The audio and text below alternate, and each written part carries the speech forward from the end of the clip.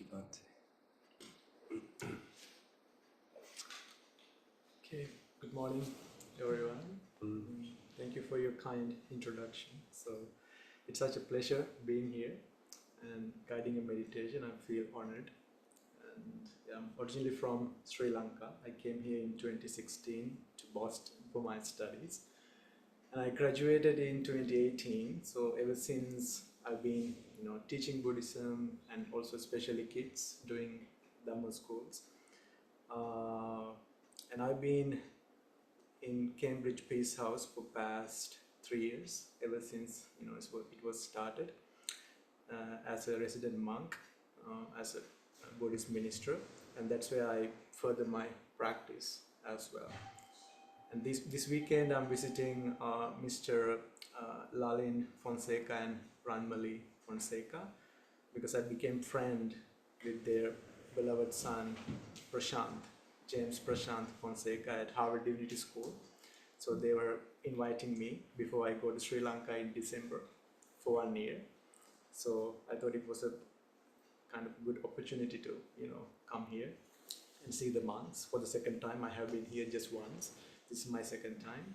And all of a sudden it turned out to be that I have to lead a meditation as well. So I'm so happy. And yeah, very much looking forward to being with you this 1 hour or 50 minutes.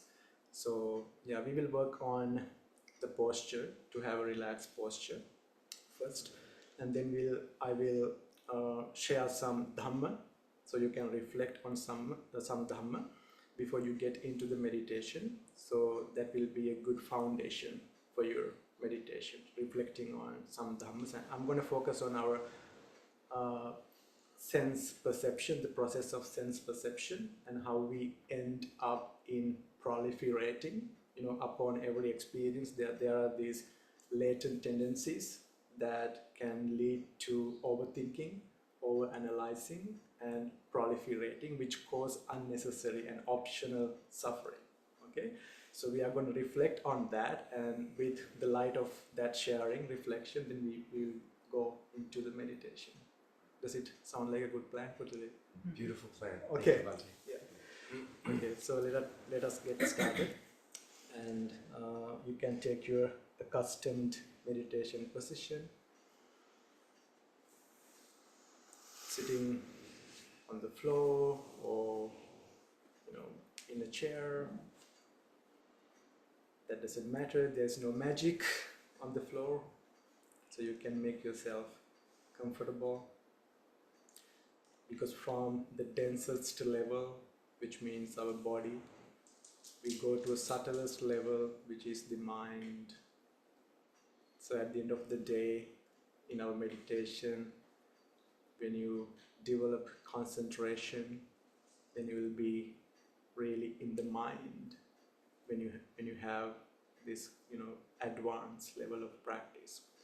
Body is important because we all have to deal with pains and discomfort and everything. But again, we are going towards that direction, which will, spend a lot of time looking at our mental states and so on and so forth. So these first couple of minutes, you can bring your awareness to your body. Just to do a quick scan through your body from head to toes. And that way you help yourself to kind of bring your attention to one thing, bodily sensations. Our mind is yanked here and there for the most part, because mind has this intrinsic nature, innate nature, that it goes to anything that comes into contact with us. It might be a material form, it might be a auditory form, olfactory form, gustatory form, tactile form, or mental form, which happens for the most part.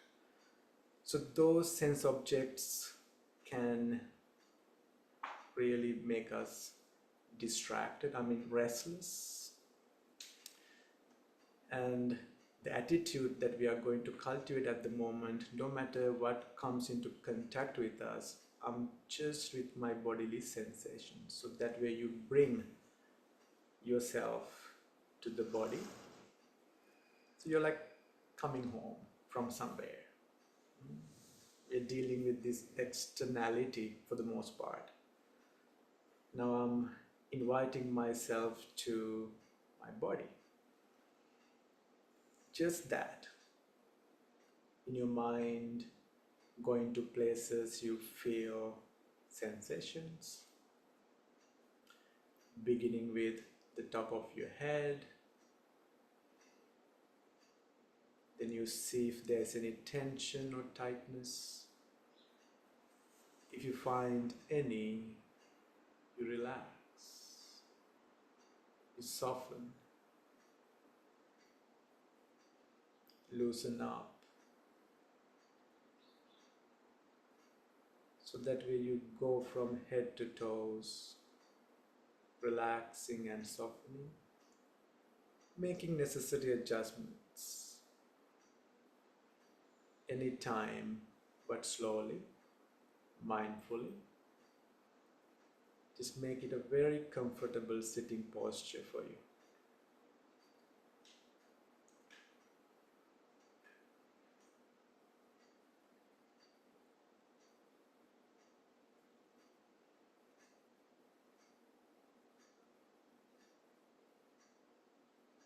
Sounds are just there. Physical touches like the air conditioner, your clothes touching your body, any smell, taste, which is highly unlikely at the moment, but who knows? Everything is just there. You're going through your body, relaxing and softening.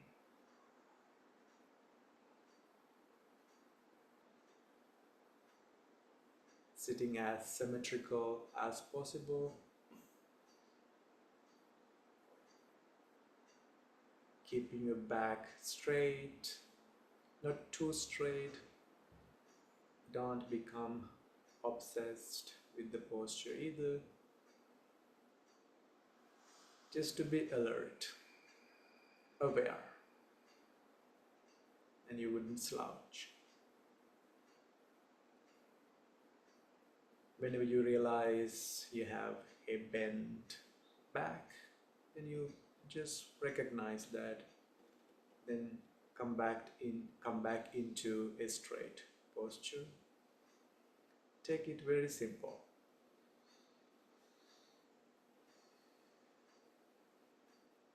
And most importantly, the relaxation. Your body is relaxed and mind is relaxed. To relax your body, we know we can make adjustments.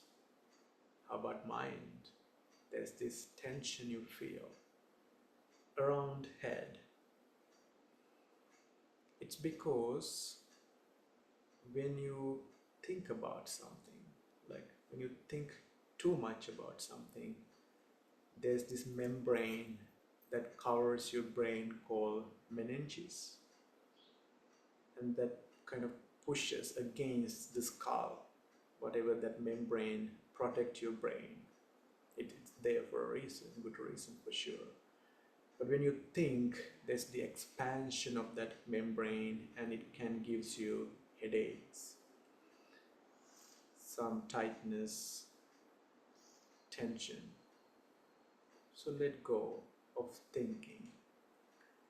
No matter how you are arriving today, sometimes we sleep on things, thinking and thinking and thinking. We wake up thinking about things, the future concerns, worries. No matter how it has been, past couple of days, the week, this morning, just let them be and you just come to your body. So no unnecessary thinking, and you are relaxing your body well, which is a very good start to the meditation, to get rid of tension as much as possible.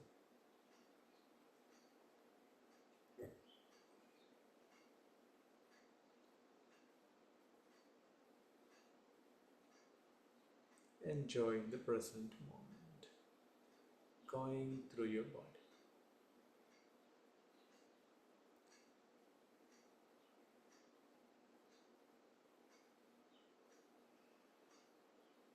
Maintaining half a smile in your face, relaxing your jaw where you keep a lot of tension sometimes, relaxing in between your eyebrows. That's another place you keep tension. Sometimes your forehead is puckered into three lines as you think so hard.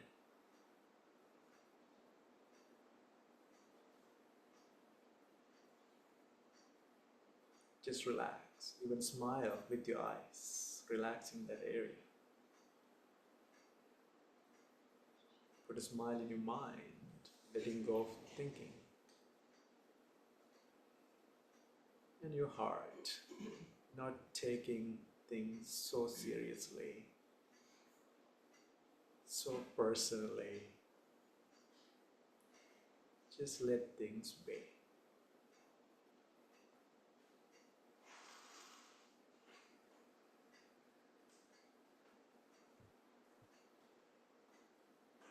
Just in the present moment, feeling your body, no thinking.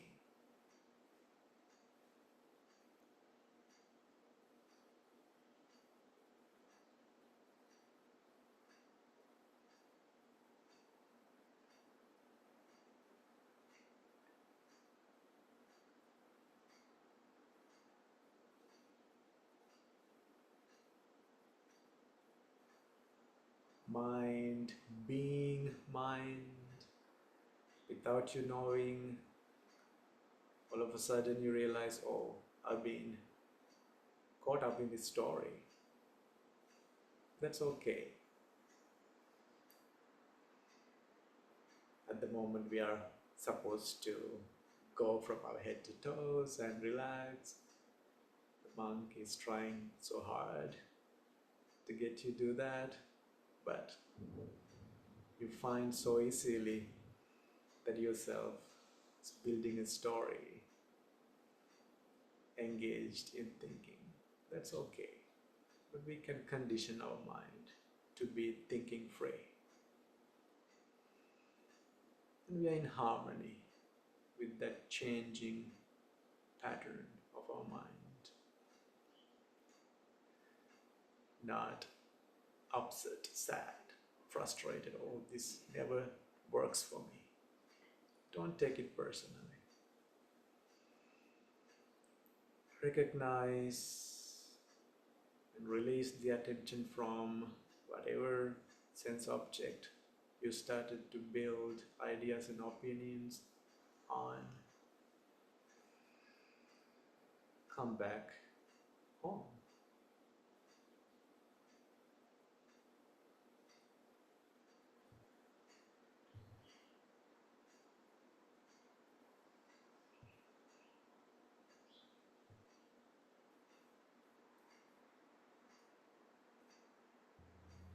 Just in the moment.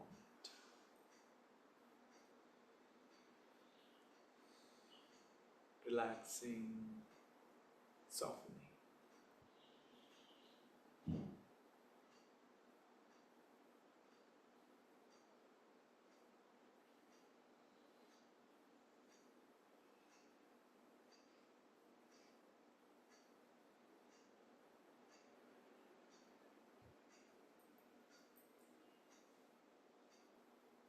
I heard from your group leader that you have been doing this for a long time. Of course, there might be newcomers. This time is allocated for this. So nowhere to go, nothing to worry about. Just be free from thinking.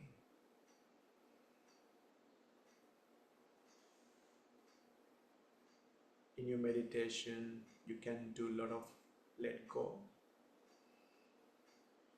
And some things are really big enough to keep your attention on them. So you try to let them be at least. Then you will get to them later. Let go and let be. And try to come back to your body and keep relaxing and loosening up.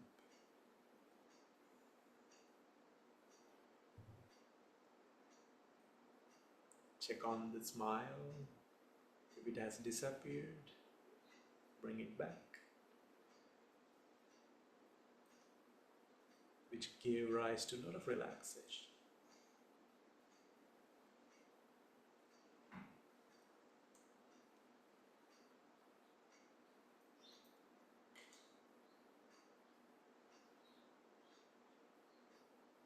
So keep relaxing for another couple of minutes in silence, then we will start the reflection.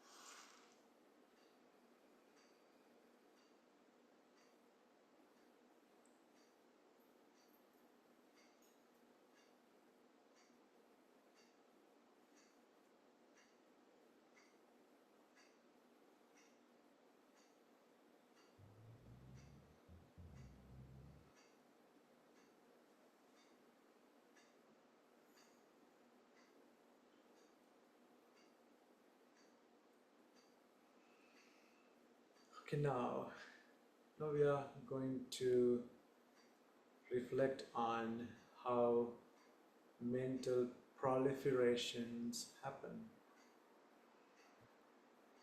And Buddha says the person who does not proliferate is a liberated person. Even for a kind of short period of time, for a second, liberated from suffering. So the word for proliferation is papancha, and word for non-proliferation nippapancha. So nippapancha equals arahant, awakened one.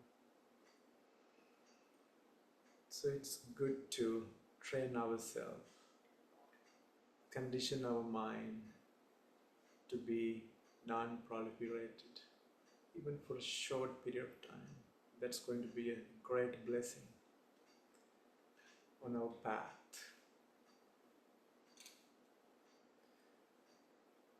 Time permitting, you can try to get into that state of your mind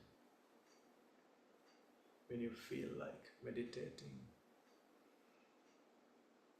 So that encourages you to meditate more frequently and try to get into that state. So let's try our best to understand what this is and how we can condition our mind to go to that level. Before anything, this process of sense perception is an impersonal process. You might be familiar with this Buddhist idea that there's this distortion of I, my, and mine, which has nothing to do with reality, but we are so much trapped in that concept I, my, mine. And we are going to see how that happens. Let us take the I faculty. There is the internal I base, externally shapes, colors, in nutshell, material forms. And these electromagnetic frequencies bringing all these colors and shapes to our eye. Retina welcomes them and transmit to the brain through optic nerve.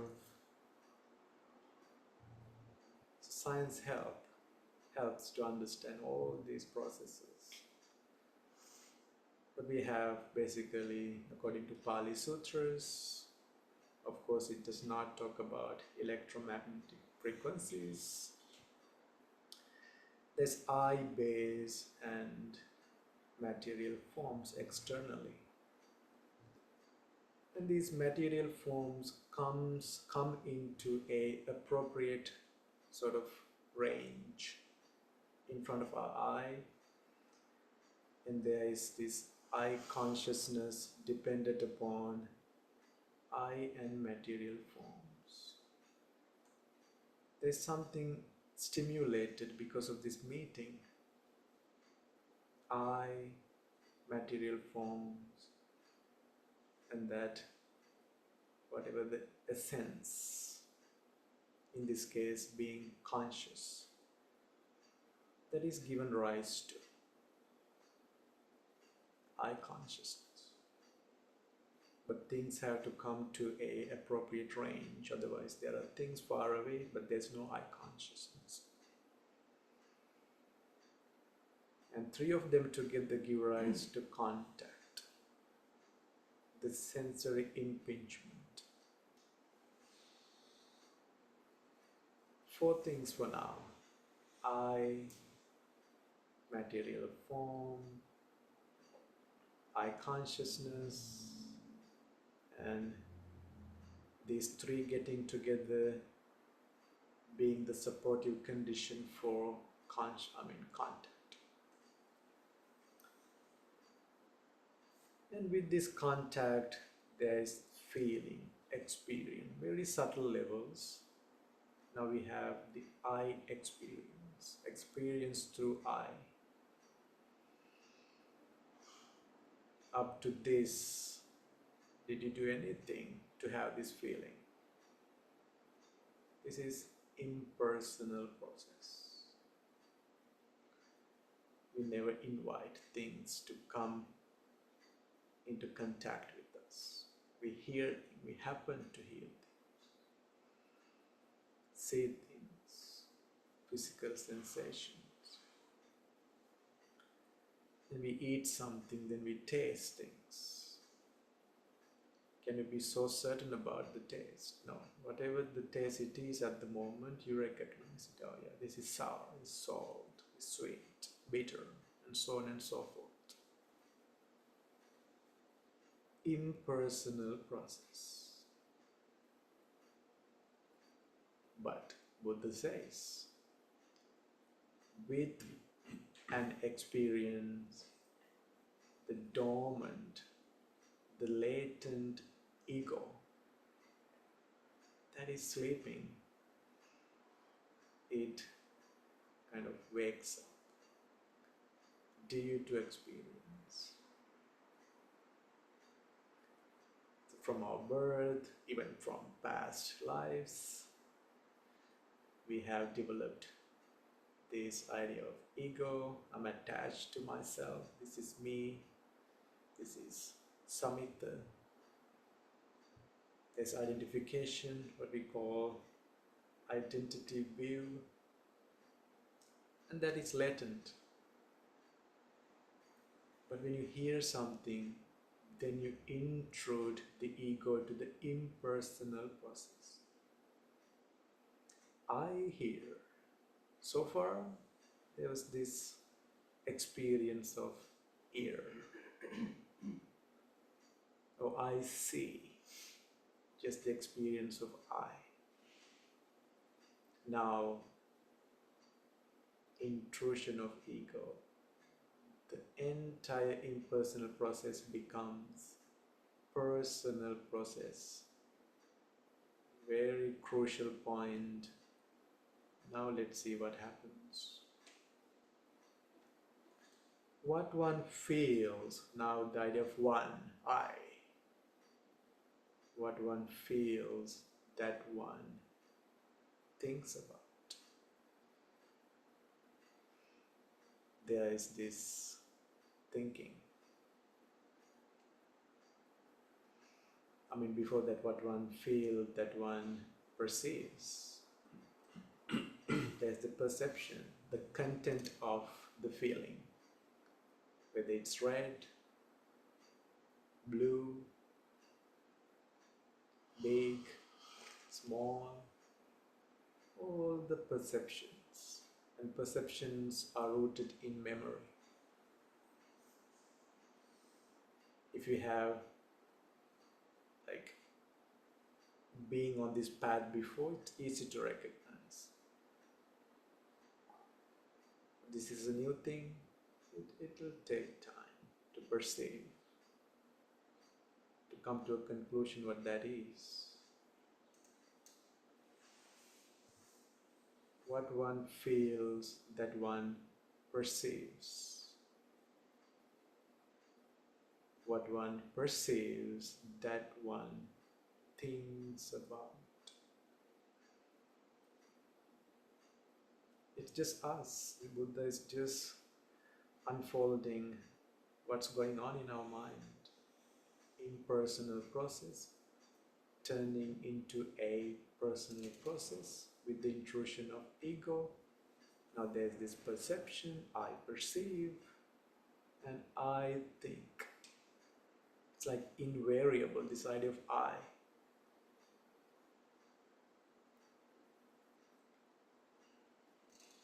Even the meditation, there should be the meditation going, but there's a meditator all the time, identification.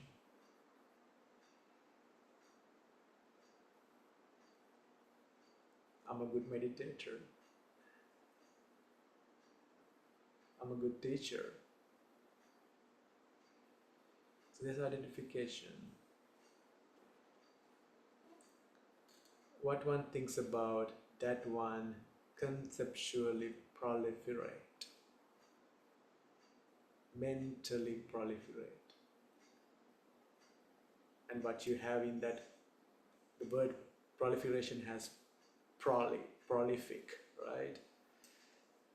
So a lot of mental work going on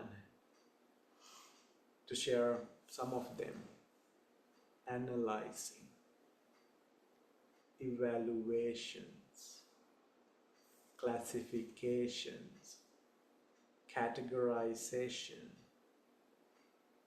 ratiocination, proliferation. That's what we do all day.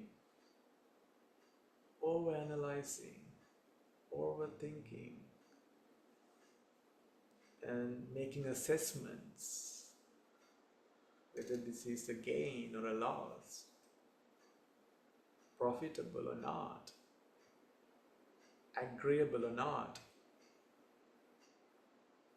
Just one experience giving rise to this kind of big time of thinking, imagining. You can call it a fantasy sometimes. Getting caught in this fantasy, even getting angry because you see the enemy, rival in the mind-made story. What if this happens? If that happens? We're trying to cross the bridge now when it is like while it is miles away. That's what mental proliferation does to us. Unnecessary suffering, worries, becoming fears, becoming terrors, depressed, anxious, stressful.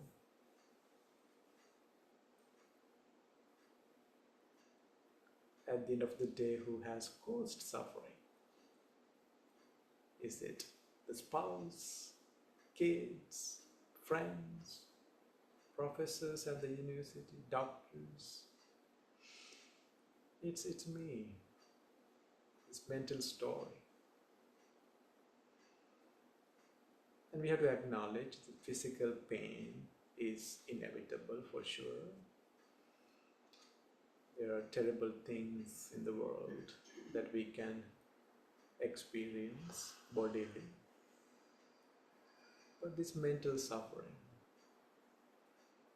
unnecessary most of the time, due to proliferation.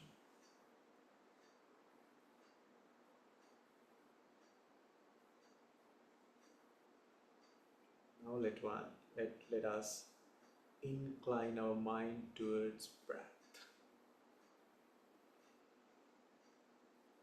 Nothing to proliferate on breath. Now let all knowledge be there, no comparison, not bringing knowledge, oh, is this what going on at the moment or not? No doubts. Just simply embrace your breath.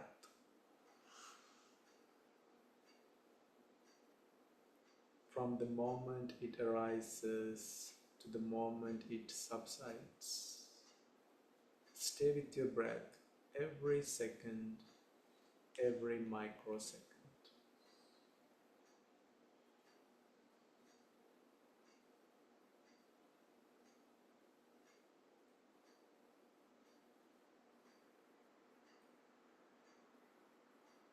Ever mindful, breathe in, mindful, breathe out.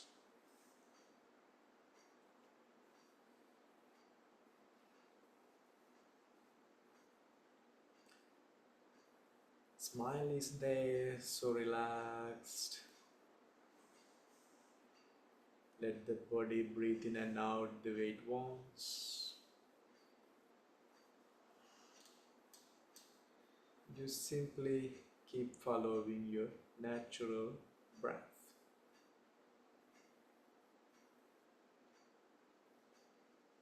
Is there anything to analyze, evaluate,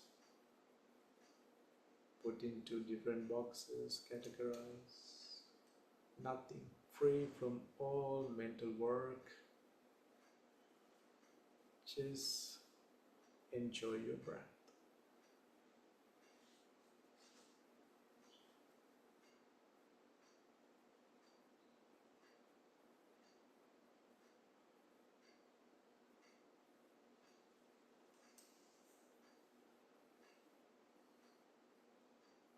Know where to go, even know one to become. Now we sort of are aware of the sense of self, maintaining identity. I am this and that. Give rise to proliferation. Even put the identity aside. Just let your mind observe breath. Try bringing the identity back. Thinking required. So gently put it aside. I'm no one.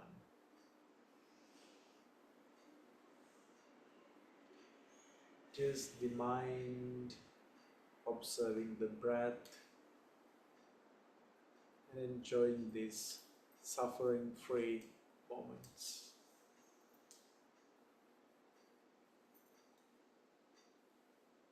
Does that trigger anything from the past?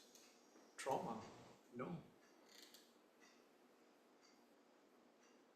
So that's how we even let the trauma go, not letting it trigger things, and we suffer. The memory is just there. I'm not identifying with that. Just following the breath. Breathing in mindfully and breathing out mindfully.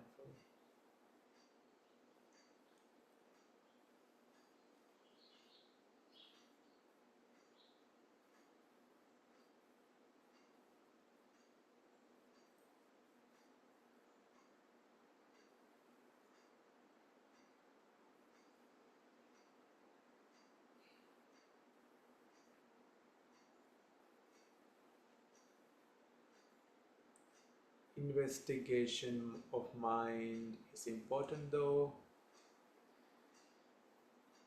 as you are trying to focus on your breath. Be aware when hindrances are present.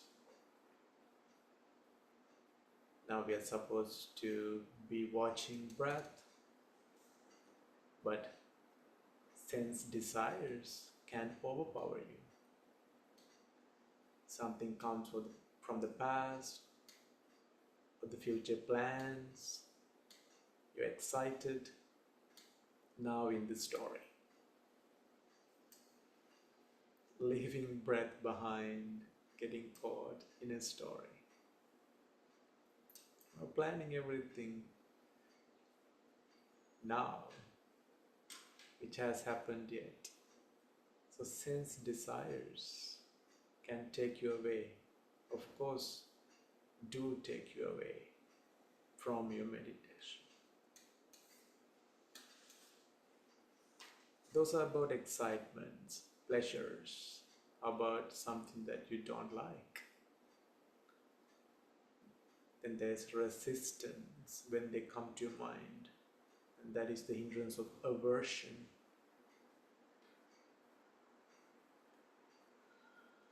Recognize, don't let your mind build a story. You're planning, teaching someone a lesson, saying something back when you meet them. So a lot of reactions. To recognize there's aversion present in my mind, but I'm resorting back to my breath.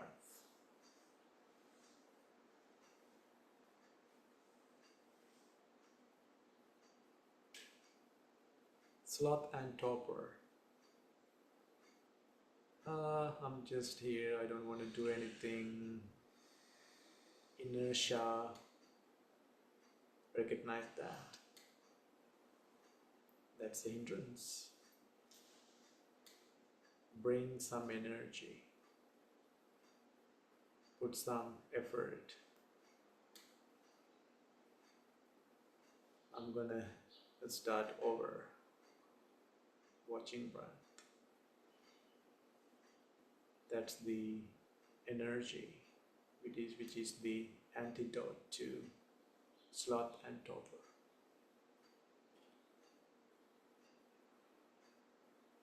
Restlessness, being yanked, distracted,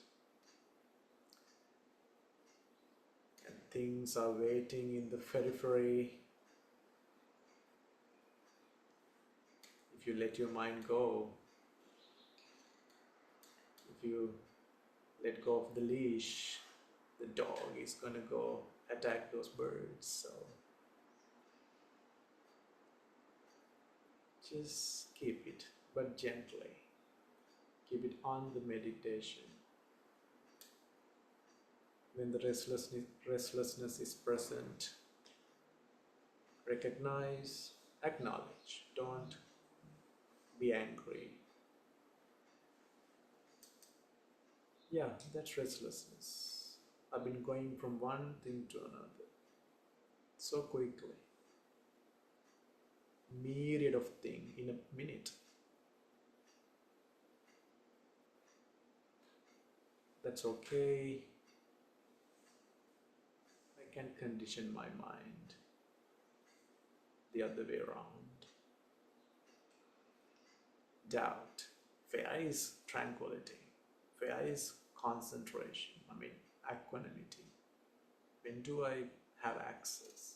Doubting, questioning, but take it simple. When there's tranquility, there'll be tranquility. There should be necessary causes and conditions for tranquility, equanimity to arise.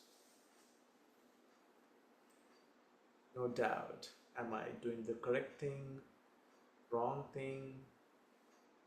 That's when faith comes into play. Believing the teacher, the Buddha, the text. Let me try first. Preconceived, it's not going to work. I don't think whether this is the correct thing. So let go of doubt.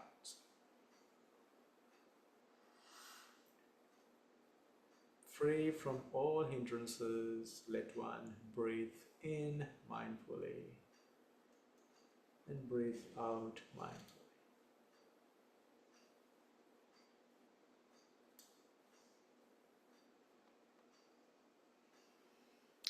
Now 10 minutes in silence.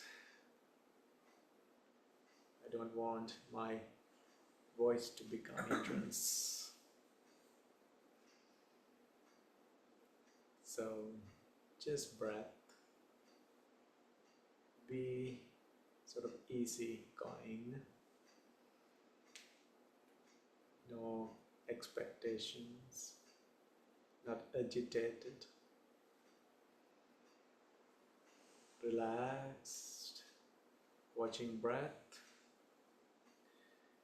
It will bring some joy. What is this joy for a practitioner? Joy born from seclusion, not the worldly joy that we are talking about here.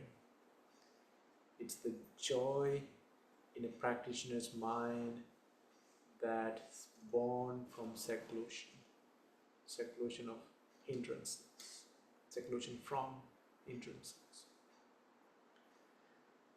When your mind is joyful, it becomes still. Still mind leads to happy mind, where you feel you're at ease, both physically and mentally. A happy mind becomes easily collected. collectedness is conducive to equanimity. When you pave the path, taking care of these initial things, mindfulness, effort, investigation of mind, around breath, the dharmas will take care of dharmas, even though we wish it or not. It's conducive to equanimity. Enjoy your meditation and sound the gong in 10 minutes. Then we can wind up the session then.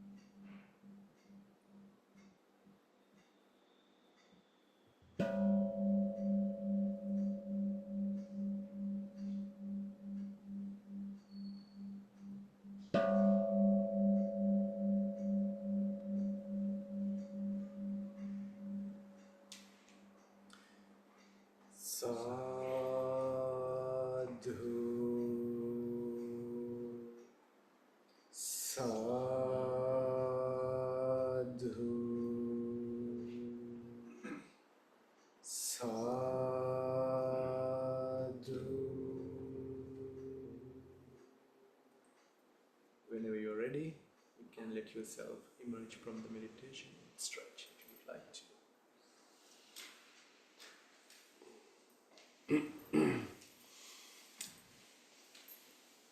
I'd like to invite people outside the circle to enter the circle.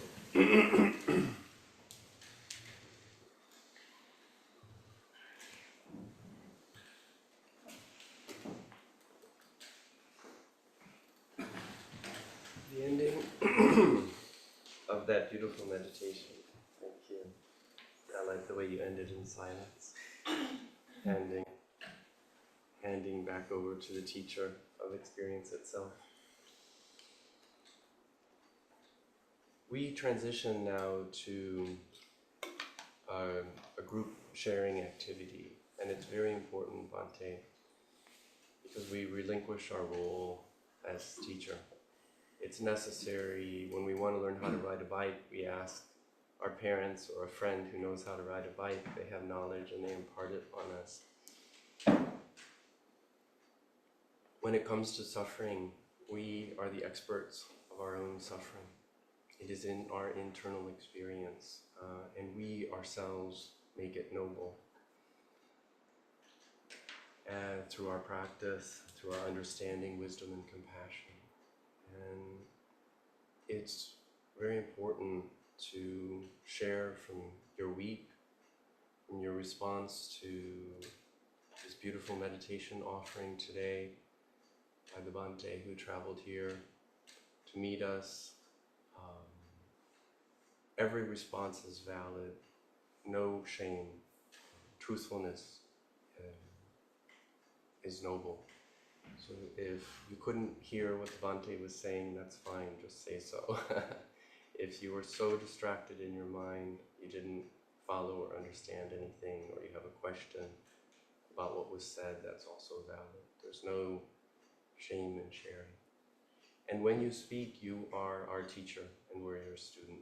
And we honor your learning process of attending to your suffering is a development of samadhi and equanimity to stay with that suffering, and the power of the awakening factors is present in you, and we are supporting your practice. And so it's a practice of community, and for our community it's an important transfer for all of us to share and speak in a very important process after a guided meditation. Chance to open up and be transparent, and to see that we all have similar sufferings and we have similar aspirations to be free from suffering. And we are deeply connected and deeply one with each other, and we share and support each other. It's a large group, so there might be some shyness, but given the time, I think maybe if we could just go around popcorn style, if anyone feels inspired, I invite you to share your name, especially the new people here, just to say hi, and anything that comes from your heart. Doesn't need to come from your head, don't have to think before you speak. Just a chance to feel the support and to allow us to be your student without judgment. Thank you. I'm Lalin. The first time Bhante, I heard about the happy mind, which can be very useful. I think the challenge is how to maintain that happy mind, right? So, is the meditation is the one that's going to help you to maintain your happy mind? So it's also like important to start the meditation with some, gladness, maybe gratitude and feeling grateful. So sometimes we advise people to, invite people to bring something that makes you happy, maybe from the past, just for the moment. And that's why maybe these refuges, like going for refuge and offering a flower and offering some incense. So it's just to uplift your mind, and that basic approach is there. But of course, the aim of Buddhist teaching is to be happy every moment. So your practice, of course, support. We can do it, with a lot of effort at the beginning, but it's going to be natural at some point. Yeah. Thank you. I would recommend as well. Um, Maybe listen to the guided meditation I gave last night. It's very much on point. Fortunately, I recorded it. I often forget. But the importance of perception is powerful, and adopting a sort of repeated anupassana, repeated seeing at something, using a positive perception. Feedback loops exist biologically, physically, but the important feedback loops are in the mind. And so when we dwell on a positive aspect and a positive way of seeing something, um, we notice more details, and as we notice more details, our perception of the thing begins to change. It becomes more complex. We might have a very simple attitude, I don't like this, a very simple basic attitude. But when we investigate a little further, and when we adopt a positive attitude at looking at that thing, or even a surrendered and accepting attitude that there is suffering, rather than this is my suffering, and trying to own and control. When we soften a little bit, we tend to notice more interesting details, more subtle, more refined, something delicate in the human experience, rather than difficult, something that needs to be pushed away or resisted. And so you talk about adopting a happy mind at the beginning of the meditation. It's not for nothing that I start off with inspiring words, taking refuge. Where am I finding my security today, my refuge? My initial teachers had me start off with forgiveness. There's an amazing amount of things that we're hiding from ourselves, that we're not forgiving, that we have grudges about. And it's important to bring those to the surface and to let them go, and to begin with a clean slate. And so I always begin usually with forgiveness. But metta also works in a similar way. And reciting the formulas until it becomes part of the heart practice. My teacher had me bless everyone that walked past me on the street for years, and I still do it automatically. May you be well, happy and peaceful, sweetly and softly coming from the heart, until it's the same as the breath itself.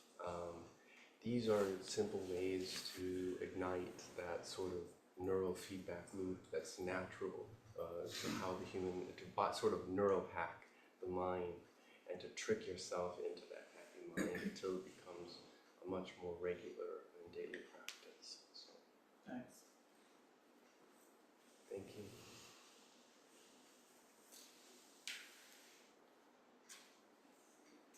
I'm Doris, and among all the things that you brought to meditation today,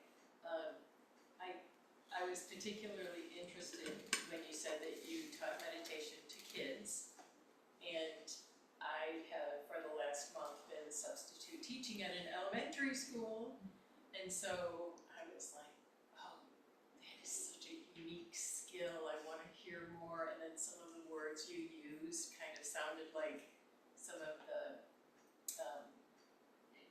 some of the ways we speak with the kids at the elementary school. So I was just relating to that throughout, and really value anybody who has that skill of working with children in a beautiful way. Thank you. Thank you.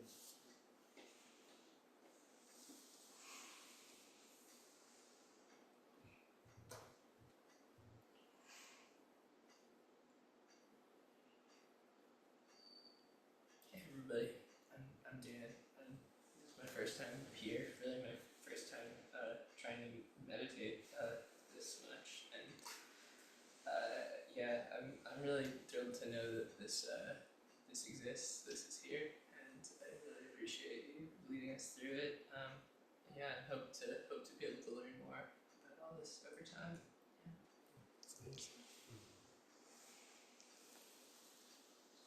I'll keep it in this group. So I'm Oliver. I'm also new. This is the first time I've been here. I walked in and there was a sense of reverence and community. but also doubt, because this is unknown to me. Meditation was very relaxing physically, mentally. But interestingly enough, it was, I could be relaxed and calm even when I'm sitting, like I'm not used to sit in this position. So there was a little bit of restlessness going in and out. But still that calmness and relaxation was there even when feeling uncomfortable. It's good to sit in my mind, even recognize when my mind was drifting into thoughts, but then coming back and observing that. And sometimes I appreciate being here. Thanks for the opportunity.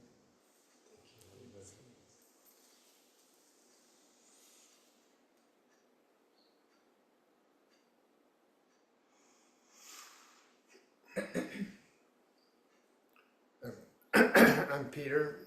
I've been here for a few weeks, a month maybe. But I was coming from the Tibetan tradition a little bit, a little more.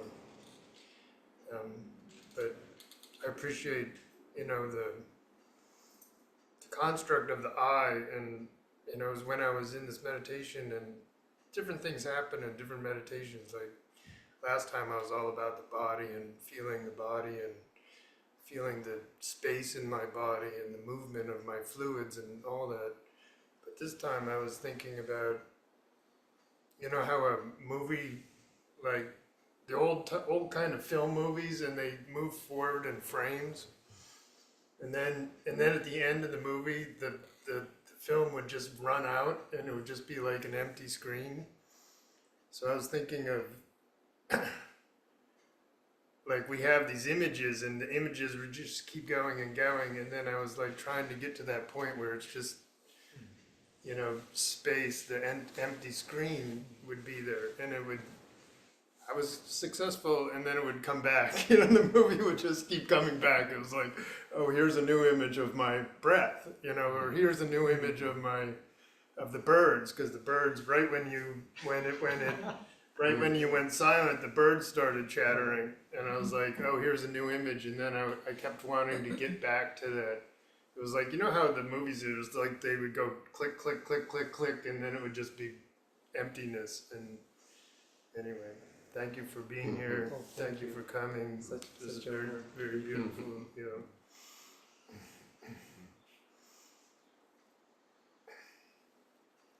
I'm Hannah. I've been thinking a lot about the interplay between identity and suffering. I'm in a clinic in law school, and I'm able to represent indigent clients that are charged with misdemeanors.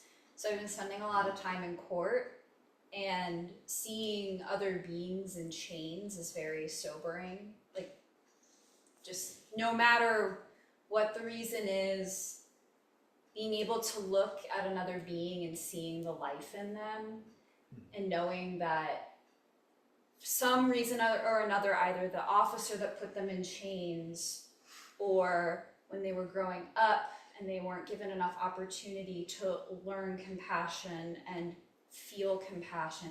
Either way, they haven't been seen as a human being enough. And that is just, it's heavy, but it's also really motivating, because when I'm in that space, Hannah doesn't matter, which is really wonderful. Like, my client matters, the people, just everyone else is what matters. And then it's not about like that I need to be up there and make a good argument. It's, I want to make sure that I can get this person out of jail today. And that just, it feels good, not because I'm like accomplishing something, but because I'm doing my part to minimize suffering as much as I can. And that's just like a huge sense of purpose to me. So yeah, I don't know. I guess that is also an ego thing, but at the same time, it's easy to like identify with on like a grander scale than the self. So yeah. Anyway, thank you. Yeah, thank you for sharing.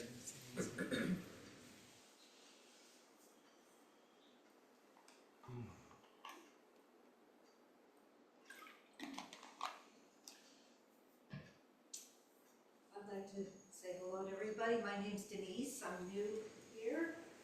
And want to share what occurred to me during the meditation, especially was that something happened this morning that upset me. But then when you were talking about the story and getting away from the story, and that it was just shapes and colors and sounds, that really helped me. I like that a lot. It resonated with me. So Nice. thank you for So that. happy to hear that. Yeah, thank you. And then I have a question. Sure. Yeah. So when you talked about sorting things into categories, I like to do a lot of puzzles, and I'm doing the sorting, and I don't know. I mean, we talk about the the brain and how it. Like, is it bad for me to do the sorting? And No. Yeah. So I mean, this is about like removing the negativities that we are trapped in step by step, right? So we are working on our habitual tendencies, but those activities are completely fine. Okay. Yeah, because you wanna bring your mind to a point where you make a wholesome choice all the time, not reacting with the negativity that you are trapped in. So that's this meditation is like moving towards. But those are really like fun Okay, because it's activities. difficult for me. Yeah. Yeah. Thank you. Yeah, sure.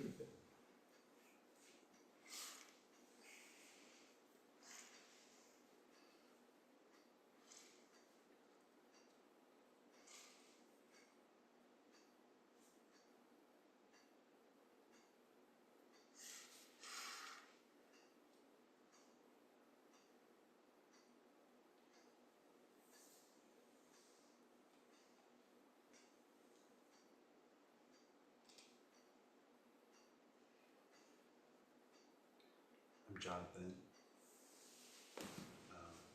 Glad to be here today with you all, and glad to see the room so full.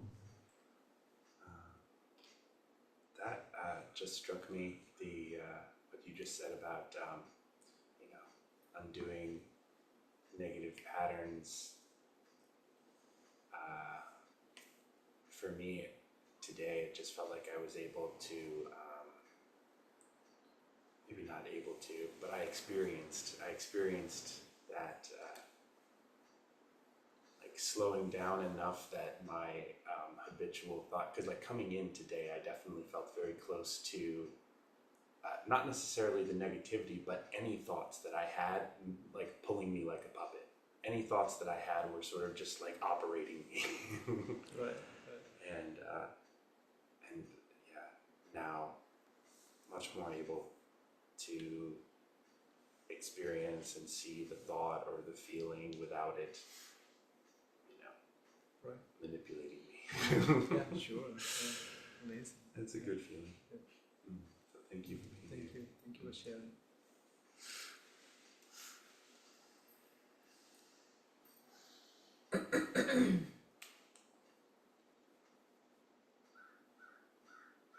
Hello everybody, my name is Ben.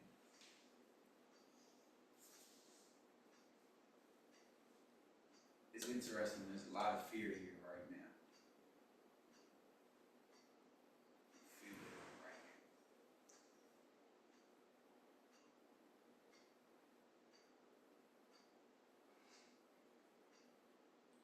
Yeah, the meditation I really appreciated, spent the time spent at the beginning getting into the body. It felt like really sinking in.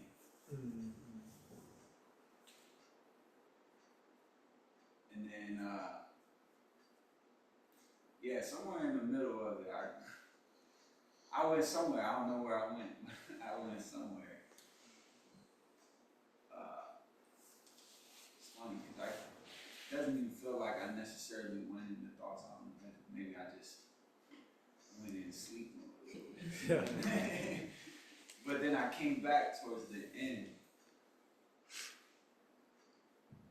I remember you talking about the breath. And that was very familiar. And that was, really nice to, then I kind of get back into the normal, like, okay, follow the breath and the concentration and I'm back now type of thing. But yeah, like, this whole idea of like, I think I even heard you say like traumas. And that's something I've really been taking time with, and these habitual thought patterns. Because it's like, I'm realizing more and more how these things really do live in the body. They live here in physical sensations, in the way that the mind works. It's like something happens and then the mind just runs, and it's beautiful to have the space to see it and say, I see you. I know that. Like this fear that's still here, that's very familiar. It's very familiar.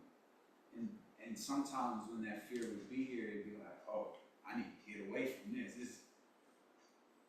There's this perception that it's too much to handle. But then when you sit with it, it is sensation. It's an experience. And something that came up for me earlier this week is how these things really are the greatest gift. These habitual patterns. Because one, they've been the protector. They protected this from whatever it was that constructed it. And I didn't even have a say in what it was. And then they're also the greatest gift because that's the liberation. When you can sink into those things rather than run. Because it's also it's like you're chasing your tail, running around, thinking that getting away from this is but this is the same thing that's protecting, so it's like the closer you get to diving into it, it's like, oh, I don't like that. And then the other thing is, well, I don't like that either. So you're just going back and forth, round and round. But yeah, it is just such a gift to be able to be with those habitual thoughts and patterns of behavior.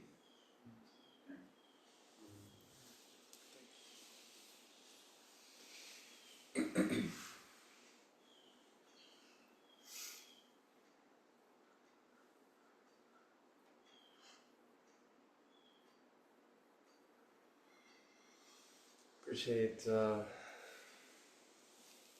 your segmenting of the guided meditation, the sequencing was very good. I liked the reflection on Papancha, the Dharma reflection. Papancha is proliferation, mental proliferation. It's like fiving.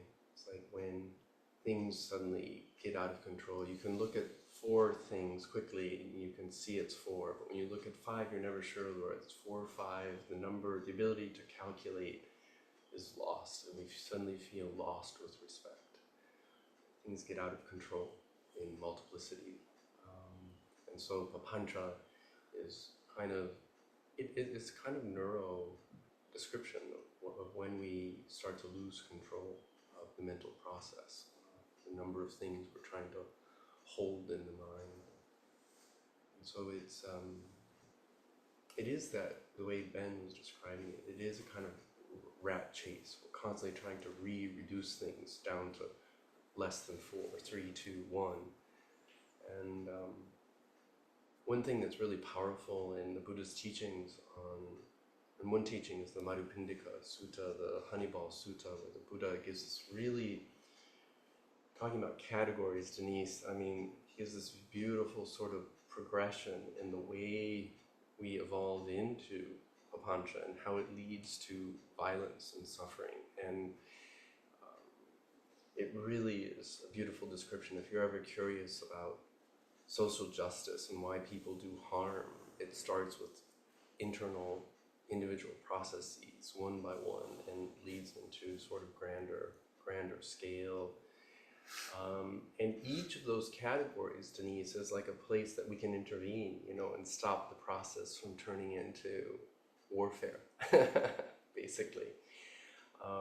So it's a beautiful teaching to read if you're ever interested. I haven't discussed it here in a long time, it seems.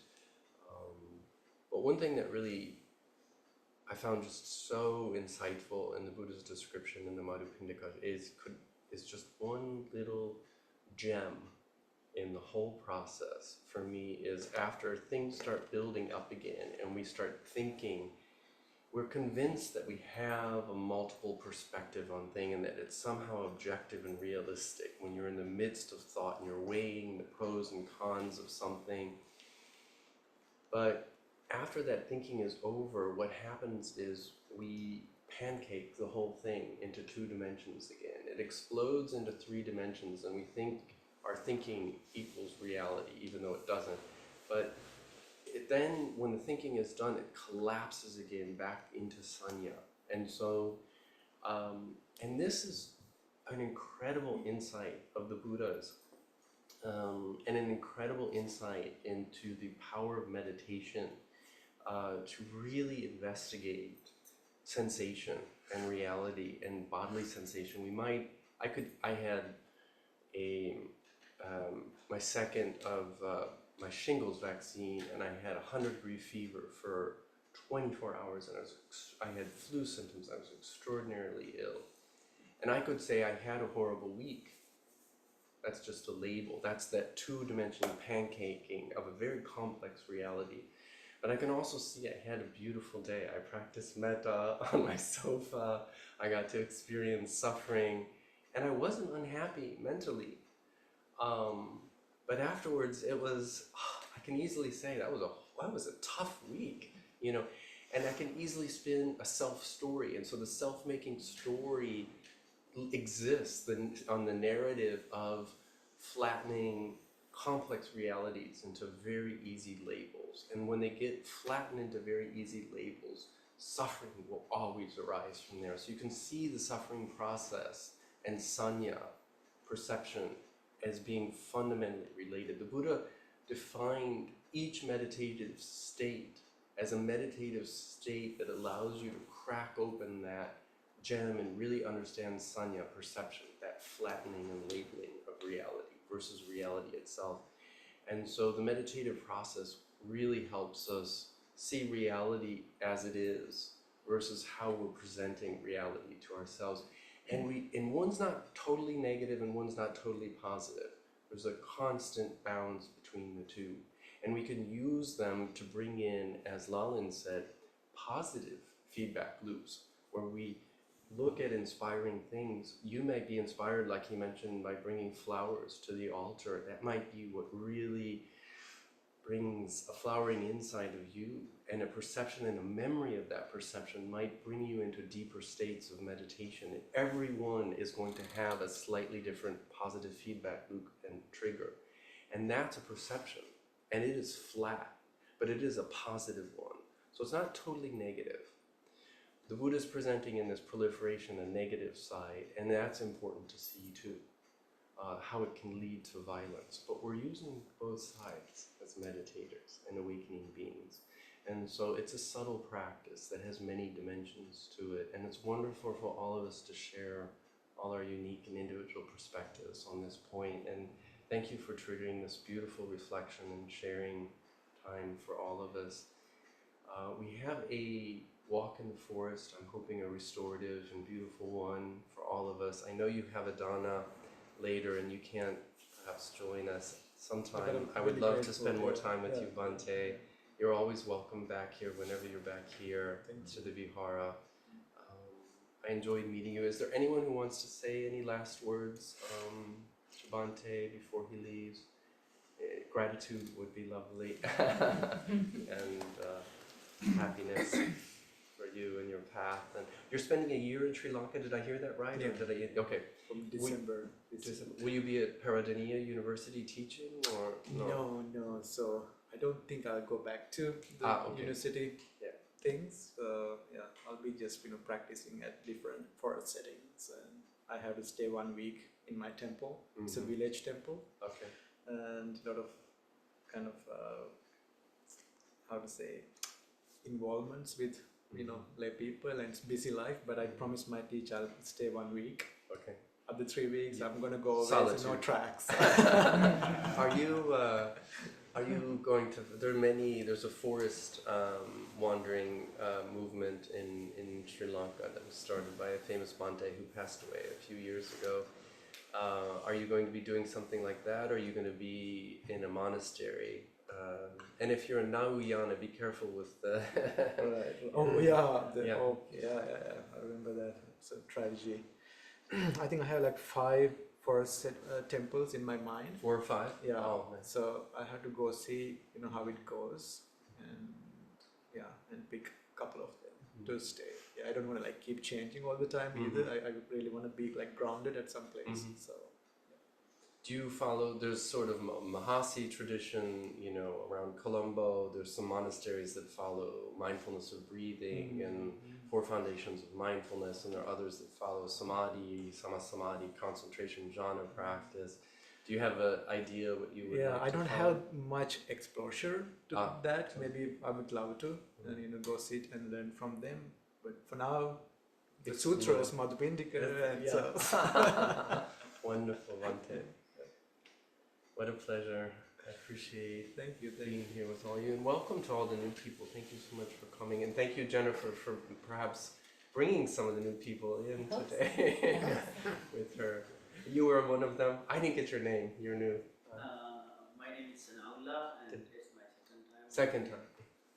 Thank you. And all the time, it's pretty fear and happiness. And I think each time I meditate, there's a lot of distraction currently, a lot of question in my mind about myself. I tried to get those distraction, but this time I was unemployed. And the question keep deepening. Do you really the way you are? Do you like it, or you are doing something against your own self just to cut lines or comply with your outer environments? So yes, all those questions. It was good but not good.